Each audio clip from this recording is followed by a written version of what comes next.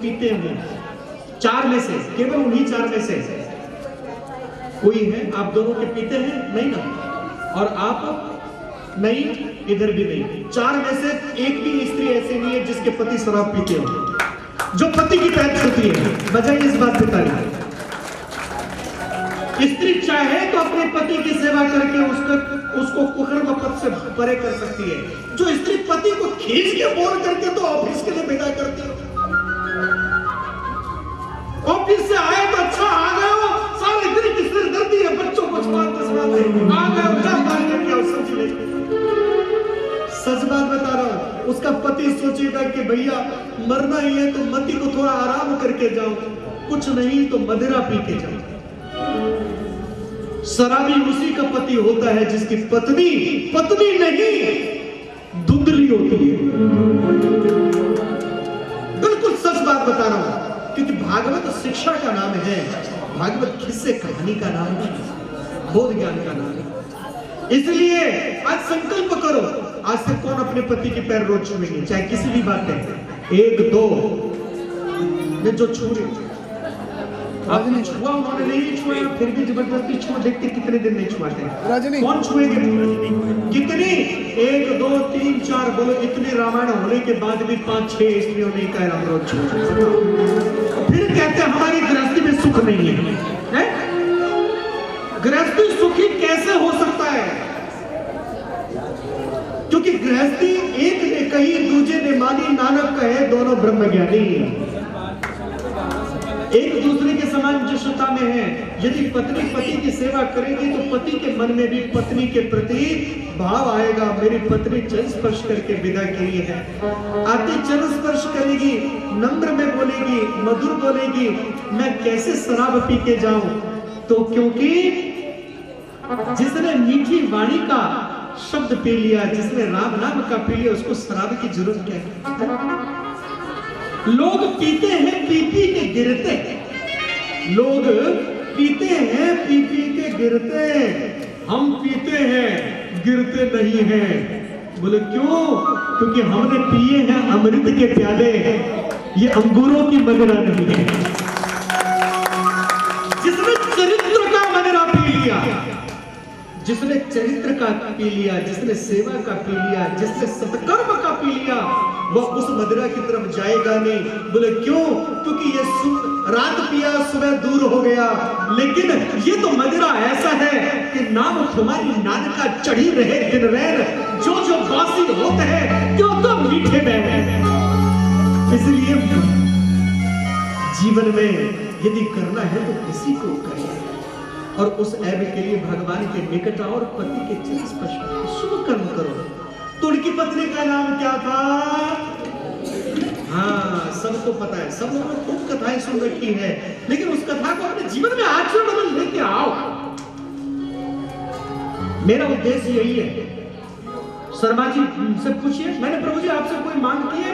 इतने पैसा लूंगा तो मैं तो कथा करूंगा। तो मैं आप लोगों से केवल कथा सुनाने आया हूं, बातचीत करने नहीं। एक भी व्यक्ति अगर सही ढंग से सब्र गए तो मेरा फल मेरे को मिल जाएगा। ठीक है कि वो परमात्मा अपने आप इनकी मति में आकर के मेरे गुजारे के लिए भी इनके हाथ से दे दे, लेकिन मांग के कभी ना करो, अपने आप वो दे दे। और सुनो, एक भी सबर गया तो अपना उद्धार हो जाएगा। तो धुंधली नाम जैसा था, धुंधली वैसे क्या थे जी? हाँ, कर्म भी धुंधली था, सुंदर तो बहुत थी, लेकिन और सोने चांदी से लदी रहती थी। बोले क्यों? नगर सेठ की तरह थी, लेकिन क्या था? पति का सम्मान नहीं करना, पति को क्रूर में बोलना, हृदय में चुभे ऐसी वाणी बोलना, तीव्र गति से बोलना, टॉट कसना पति को। फिर भी पतिदेव आत्मदेव के मस्त रहा करते थे, कोई बात नहीं है तो मेरी धर्म पत्नी, आनंद रहा करते थे। संतान भी नहीं था उनके एक भी, बहुत प्रयत्न किया नहीं हुआ। एक दिन पत्नी ने ऐसी कटु वाक्य कहा, इतना तीखा शब्द कहा, बोले मेरे संतान भी कोई नहीं, पत्नी भी ऐसी ऐसी तीखी वाणी बोलती है, परमात्मा का सिमरन से भी मन खिन्न हो जाता है, क्या करूं? छोड़ो इस जंजाल को, कुछ नहीं रखा है, घर छोड़ के भाग जाओ। याद रखना, दुखी होकर के छोड़ के भागोगे तो फिर मन लगा रहेगा घर में, और प्रसन्न होकर के घर से आनंद से अगर निकलोगे तो मन तृप्त रहेगा। इसलिए क्रमवत नहीं, सिर्फ मन खिन्न हुआ घर से निकल गए, निकल के वन में पहुंच गए, भटकते भटकते जंगल में पहुंच गए। जंगल में देखा एक बहुत बड़ा बड़का पेड़, उसके नीचे एक सुंदर सा, उसके पास ही सरोवर में मुंह हाथ धोया, जल पिया, और जल पी करके और वैसे ही वृक्ष की जड़ में देखा एक संत बैठे हुए, परमहंस एक संत विराजमान थे, साधना कर रहे थे। संत को देखते उनके चरणों में बैठ गए, और बैठ करके जैसे देखा संत साधना कर रहे हैं तो आत्मदेव ज्ञानी थे। कौन सा ऐसा कर्म है, ध्यान दो मेरी बात का, बच्चों बोलना नहीं, कौन सा ऐसा कर्म है जिससे दुर्जन को भी अपने वश में कर सकते हो? कौन सा ऐसा कर्म है जिससे कठोर से कठोर पत्थर दिल को भी अपने वश में कर सकते हो? वो कौन सा ऐसा कर्म है? तो सेवा। सबते सेवक धर्म कठोरा। बाबूजी बनना तो बड़ा आसान है, लेकिन सेवक बनना कठिन है। हृदय में राम तो है, हनुमान बनना बड़ा कठिन है। क्या समझे?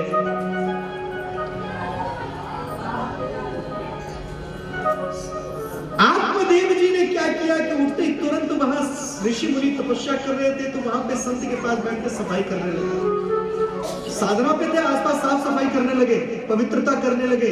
एक आराम से नहीं बैठे, सेवा करने लगे, सफाई करने लगे। उनको स्वच्छता जब किया, और उसके बाद जब नेत्र खुला, उन्होंने सफाई देखा, इनकी तरफ देखा प्रेम से। जब तक कुछ करोगे नहीं, कुछ मिलेगा नहीं।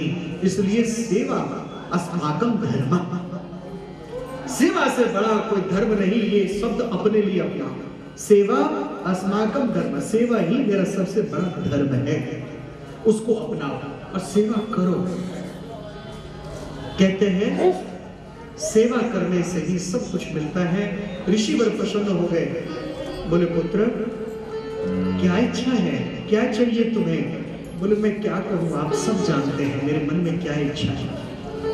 बोलो जो देखो, जो तुम्हारे पास नहीं है उसकी तुम, जो तुम्हारे पास नहीं है उसके लिए तुम क्यों उदास होते हो? जो है उसका उपयोग करो।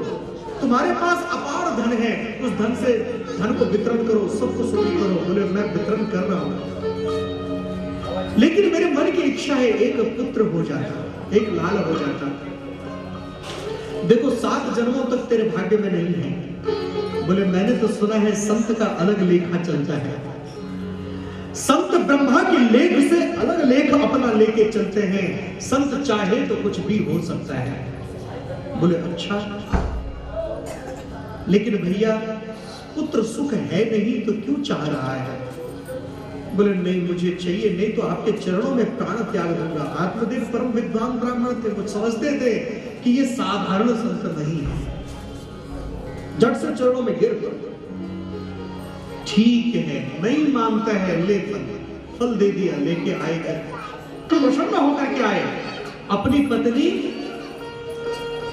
क्या नाम है? धुंधली। हाँ बोलो जय श्री कृष्ण।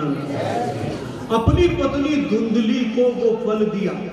पत्नी बड़े, पति जिसके रूठ के चले गए घर छोड़ छाड़ के, वो पत्नी बड़े आराम से ठाट से पलंग पर बैठी और अपनी बहन को बुला लिया था।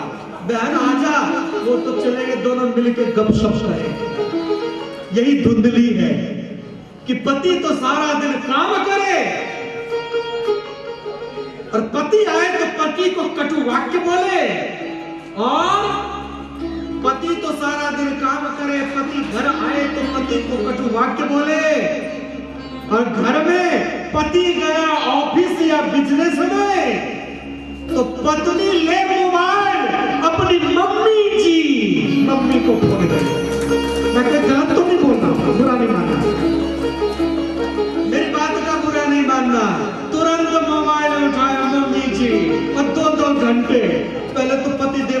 बिल लगता था, अब तो बिल सरकार ने फ्री कर दिया, करो खुला बात। लेकिन कहने का तात्पर्य ये है कि जब लंबी बातचीत मम्मी जी और दीदी जी को कर लोगी तो पति देव को कर नहीं पाओगी। और पति देव आए तो थोड़ी सी बात में मोबाइल में जो खूब बात करता है ना, वो बहुत जल्दी खींच जाता है। और पति से जो खींच जाएगी वो घर सुखी कैसे हो सकता है? ईंट चुना पत्थर से घर बनता है क्या? कभी घर ईंट चुना पत्थर से नहीं, नारी के हाथ से घर बनता है। नारी अपने आचरण से घर बनाती है। बिल्डिंग खड़ा कर सकते हो, मकान बना सकते हो, लेकिन घर जो बनेगा वो स्त्री से बनता है। इसलिए अपने आचरण को दृढ़ करें। और इसी प्रकार पति भी पत्नी के प्रति श्रद्धावान रहे। केवल पत्नी ही नहीं, पति भी श्रद्धावान रहे। लेकिन आरंभ कौन करे? तो आरंभ स्त्री में महानता है। अरे विद्या की देवी सरस्वती स्त्री है, लक्ष्मी की देवी लक्ष्मी मैया स्त्री है, पैसे की देवी, पेट भरने के लिए अन्न पानी की देवी अन्नपूर्णा भी स्त्री है या नहीं बताओ? और सारे देवताओं पे, सब पे, सारे संसार पे मुसीबत आ जाए तो डिफेंस मिनिस्ट्री दुर्गा मां रणचंडी वो भी स्त्री है। और सुनो, भारत में तो अब अजीब, अब भारत में भी ऐसा ही सिस्टम है। बोले क्या? जो गृह मंत्री है वो पुरुष है और जो रक्षा मंत्री है वो स्त्री है। तो क्या मस्करी कर रहा हूं? कहने का मुख्य तात्पर्य स्त्री की शक्ति है, वो घर को संवार सकती है। इसलिए नारी नाम क्या? नारी। नारी कौन है? जो मीठी वाणी बोले। तो पानी और वाणी जितना ठंडा मीठा होता है उतना अच्छा लगता है, ठीक है ना? तो इस प्रकार से अब ये धुंधली ने जो अपनी बहन को बुलाया हुआ था, हाँ सच्ची बात बता रहा हूं, कथा से परे मैं एक भी बात नहीं चल रहा, लेकिन मैं कथा खोल करके सुना रहा हूं। कथा में थोड़ा नाच लगा 3-4 दिन, उसके बाद फिर सब कुछ चालू होगा। लेकिन कथा में कथा सुना रहा हूं, कथा में उछल कूद नाचना गाना नहीं सुना रहा, कथा सुना रहा हूं, प्योर कथा। और इसमें वास्तविक शिक्षा है, एक ही गुण तत्व है। तो बहन के साथ जब बहन को बुलाया हुआ था, बातचीत चल रहा था, उसी समय पतिदेव पहुंच गए। देवी ये फल खा लो। आ गए ब्राह्मण देवता, अब बड़े नाराज होकर के गए थे। देखा बाहर से लौट के तो घर ही आना पड़ेगा। बोले देवी बात छोड़ो, सब ये लो, ये फल है, तनिक इस फल को खा लो। तुरंत उस फल को धुंधली को दे दिया। धुंधली ने फल लिया, एक तरफ रख दिया, बोले ठीक है मैं खा लूंगी। देवी संतान होगा, इस फल को खा लो। बोले ठीक है, एक तरफ रख दिया। बहन से कहने रही, बहन देखो, पता नहीं बुढ़ापे में इस ब्राह्मण देवता की बुद्धि को क्या हो गया, कहां मंद बुद्धि हो गई, बता तो सही।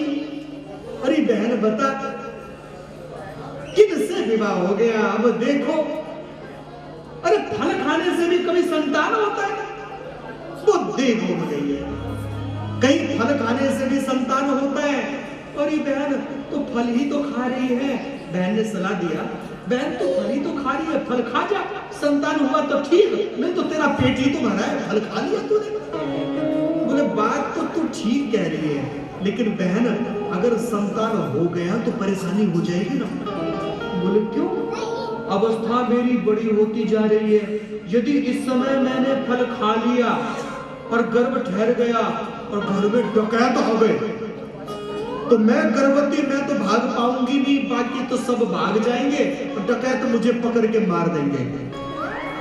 अब समझे धुंधली किसका नाम है? हर अच्छी बात में भी बुरी बात खोज के निकाल ले, वही धुंधली है, वही धुंधली है।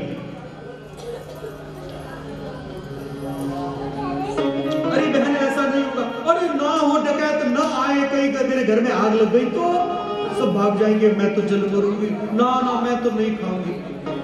और देख तो सही, मैं बुढ़ापे अवस्था की तरफ बढ़ रही हूं, फिर भी देख मेरा रूप, मेरा स्वरूप, मेरा शरीर स्वस्थ। अब मैं बुढ़ापे में मैं फल नहीं खाऊंगी। बहन कोई उपाय हो तो बताओ ना। तो वो बहन किसकी थी? धुंधली की। हाँ, बहन थी धुंधली की। तो उस बहन ने क्या बताया कि बहन एक काम करो, मेरे पास इसका उपाय है। बोले क्या? ये फल तो खिला दे, आंगन में तेरे गाय है ना, उसको खिला दे, पता तो चले संतान होता है या नहीं होता। तो बहन मैं क्या करूंगी? बोले मैं अभी अभी गर्भवती हुई हूं, 4 संतानें मेरे पहले हैं, 5वीं गर्भवती हूं, मैं चुपचाप, तू भी चुपचाप गर्भवती होने का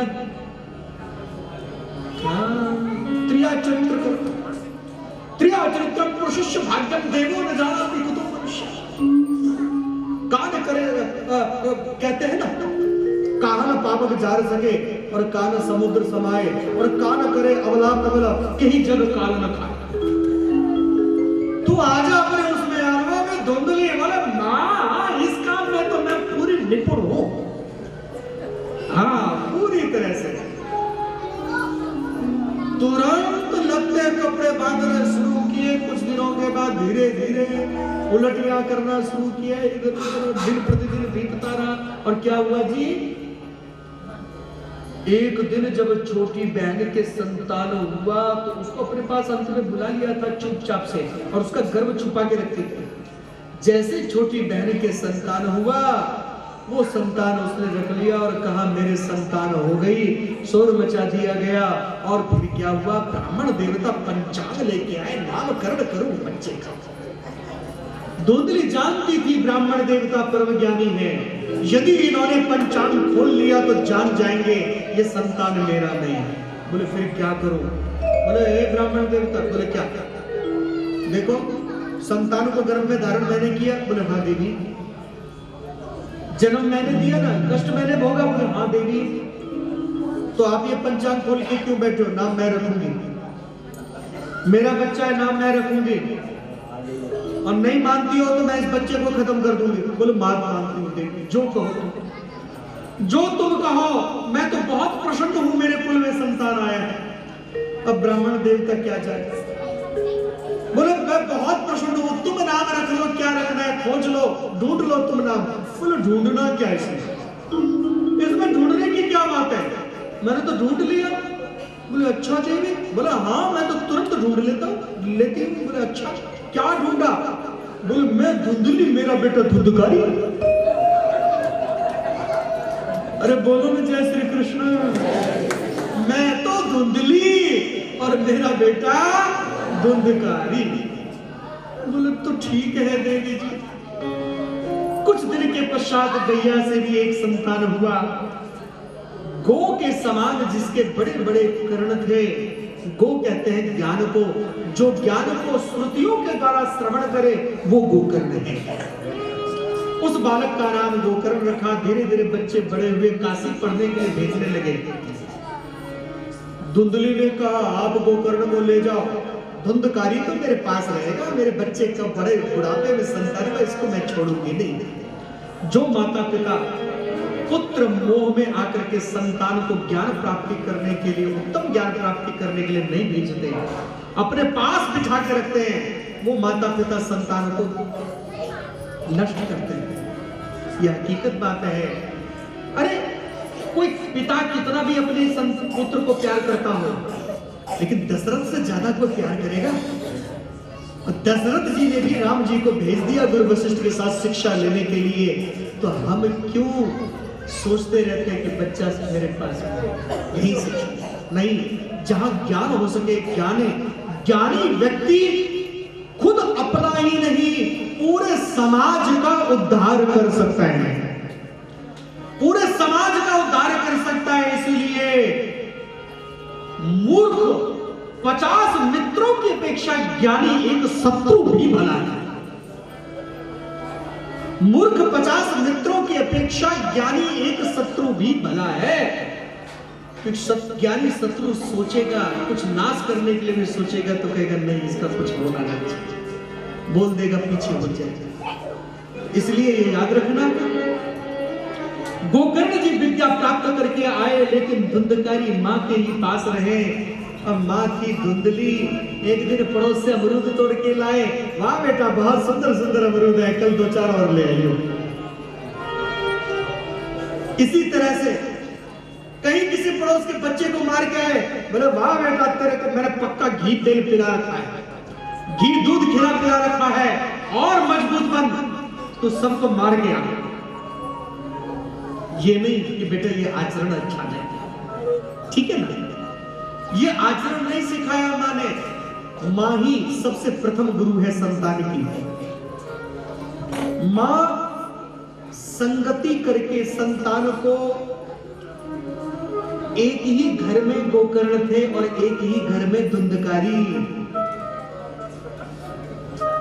माँ ने एक को तो शिक्षा के लिए भेज दिया, दूसरे को अपने पास मोह में निकट बिठाए रखा। क्या हुआ, एक तो परम ज्ञानी बना और दूसरा, कहने का तात्पर्य यह है कि धुंधकारी मां सबसे पहले गुरु। एक सिपा सलाहकार की मां, सिपा सलाहकार की पत्नी, क्षमा करना, एक सिपा सलाहकार की पत्नी। क्या हुआ कि उसके कुटुंब में उसके भाई, अपने वो क्या बोलते हैं, देवर या जेठ के बच्चा वो आम खा रहा था, छोटा सा बच्चा था, आम खा रहा था। तो आम खा रहा था तो इस बच्चे ने भी जिद किया मैं भी आम खाऊंगा। इन्होंने कहा नहीं, रोने लगा। बोले रोता नहीं, कल तुझे आम मिलेगा, नहीं दिया। खूब रोए, रोता रहे, रोते रोते बच्चा सो गया, भोजन तक नहीं किया, खाना नहीं खाऊंगा, मुझे आम चाहिए। बोले नहीं मिलेगा, आम नहीं दिया। अगले दिन जब सो के उठा तो सबसे पहले बेटा ले तुझे आम, आज तूने आम खाता ना, आज तू आम खाएगा, कल तू आम नहीं खा रहा था। उसको आम खाते हुए देख करके तेरे मन में लालच आया कि मैं आम खाऊंगा। यह लालच बुरी बला है। अपने नन्हे बच्चे को शिक्षा दिया, और ऐसी वो मां अगर हो तो वो नन्हा बालक जो आम के लिए सारी रात रोया था, वही छत्रपति शिवाजी बने, वही सिपा सलाहकार का बेटा हो वो उस, और मां वो जीजाबाई थी जो अपने बच्चे को संवारने में दृढ़ रहती थी। तो मां अगर जीजाबाई हो तो पुत्र छत्रपति शिवा बनता। लेकिन ये याद रखना, और मां अगर धुंधली हो तो फिर भी पुत्र धुंधकारी ही बनेगा। और यही हुआ। क्या हुआ जी, वो धीरे धीरे उदंडी हुआ और कुकर्म करने लगा, वैश्यालय जाने लगा, मदिरा पीने लगा, और इस प्रकार से उसके कर्मों से खींच गए आत्मदेव नाम के ब्राह्मण। और उन्होंने बहुत उदास होकर पुत्र को समझाया तो पुत्र पिताजी को ही कहा चुप रहो, अपना ज्ञान शांत रखो। पिताजी रोने लगे, ये पुत्र मिला बुढ़ापे में, वो भी ऐसा। तो गोकर्ण ने कहा पिताजी आपके भाग्य में जब पुत्र सुख है नहीं तो आप अपना उद्धार के लिए प्रयत्न क्यों नहीं कर रहे हो। आत्मा ही आत्मा का सबसे बड़ा मित्र और आत्मा ही आत्मा का सबसे बड़ा शत्रु है। आप अपना मित्र बनो, आप आत्मदेव हो, ब्रह्म के चिंतन में जाओ, छोड़ो वो माया। पुत्र के बोध को गोकर्ण नाम का एक पुत्र धुंधकारी, दूसरा गोकर्ण है। गोकर्ण के शब्द को सुन करके क्या हुआ, आत्मदेव चले गए वन में तपस्या के लिए, गोकर्ण भी चले गए भगवत भक्ति में। न रोकने वाला भाई न रोकने वाली पिता। अब तो वैश्यालय दिन भर रहते, धीरे धीरे धन खत्म हुआ। एक दिन माँ को बहुत मारा, बता माँ धन कहाँ रखा है पिता का, 7 पुस्तक खत्म ना हो इतना धन था पिता के पास, कहाँ रखा है। बोले पुत्र तूने कुकर्म में नष्ट कर दिया, अच्छे कर्म करता तो धन बढ़ता, धन रहता, लेकिन तूने बुरे कर्म किए, सब नष्ट कर दिया। बोले नहीं, तूने कहीं गाड़ के रखा है, बता कहाँ रखा। माँ को फिर बहुत मारा और बोले मैं लौट के आता हूँ वैश्यालय से, यदि नहीं बताया तो तुझे मार डालूंगा। ये वैश्यालय गया, माँ रोने लगी, माँ बहुत रोई, लेकिन अब पछताए क्या होता जब चिड़िया चुग गई खेत। आखिर धुंधली ने ही तो धुंधकारी बनाया था। धुंधकारी कहां धुंधली ने ही बनाया था। तो बोए पेड़ बबूल के तो आम कहां से खाए? तो क्या हुआ? वह धुंधली रोते रोते पुत्र मार की पीड़ा से दुखी होके ज्ञान आया, मैं ये क्या कर बैठी, और दुखी होकर के कुएं में कूद करके प्राणांत कर दिया। अंदर में कुआं था, प्राण त्याग दिया। धुंधकारी आया नशे में, देखा इधर उधर मां नहीं मिल रही है, लगता कहीं भाग गई है मेरी पिटाई के डर से, पता चलेगा। कुएं में देखा, कुएं में मां गिरी हुई है, बोले रहने दो, अच्छा है, बहुत बोलती थी। फिर वहीं से वैश्यालय चला गया, फिर अभी मैं फिर वापस चले गया वैश्यालय। वैश्यालय जैसे क्या, वैश्याओं को कहा मैं ऐसे ऐसे मेरी मां, तो वैश्याओं ने सोचा इसके पास बहुत बड़ा इसके पिता का महल है, चलो हम वहीं रहेंगे। 5 वैश्याएं धुंधकारी के संग आ गई। बोले कौन? शब्द स्पर्श रूप रस और गंध। बोले कौन? बुरी चीज का मुंह से बुरे शब्द अगर बार बार बोलोगे तो क्या होगा? वाणी गंदी होगी और बुद्धि आपका खराब होगा। स्पर्श गंध चीज का छुओगे बार बार तो आपकी बुद्धि खराब होगी। शब्द स्पर्श रूप, और किसी बार बार किसी रूप की तरफ, लावण्य की तरफ देखोगे और उसमें आसक्त अगर होगे तो भी बर्बाद हो जाओगे। तो रूप देखना है तो जिसकी रचना इतनी सुंदर है, जिसने इतनी सुंदरी बनाई है, जिसने बनाया है वो कितना सुंदर होगा, है? जिसकी रचना इतनी सुंदर वो कितना सुंदर होगा, है? ध्येयम ध्येयम मनस सततम, यदि मन में बसाना ही है, ध्येयम ध्येयम मनस सततम, राम नामाभिरामम, बसाना ही है तो उस राम को बसा। पेयम पेयम मनस सततम, पूरा मस्ती में अगर रहना है, आनंद में अगर पीना ही है तो पेयम पेयम श्रवण पुटके, मुंह में नहीं कान रूपी प्याले में भर भर के कान के द्वारा पियो। बोले क्या? कोई पिए रे पियाला राम रस का, पेयम पेयम श्रवण पुटके राम नामाभिरामम। इसने ये 5 वैश्याओं को ले आया, उसके संग रहने लगा। वैश्याओं ने सोचा इसके पास अपार धन नहीं तो महल तो है, इसी पे अधिकार करेंगी, इस शराबी को कुछ दिन के बाद मार करके इसके धन पे अधिकार करेंगे। इसलिए याद रखना, पूत सपूत तो का धन संचय। बच्चा अगर अच्छा निकल गया क्यों धन इकट्ठा करना, वो तो अपने मेहनत करके खुद कर लेगा। और पूत कपूत तो का धन संचय, और पुत्र कुपुत्र निकल गया तो क्यों इकट्ठा करना, वो उसके बर्बादी में और मदद करेगा।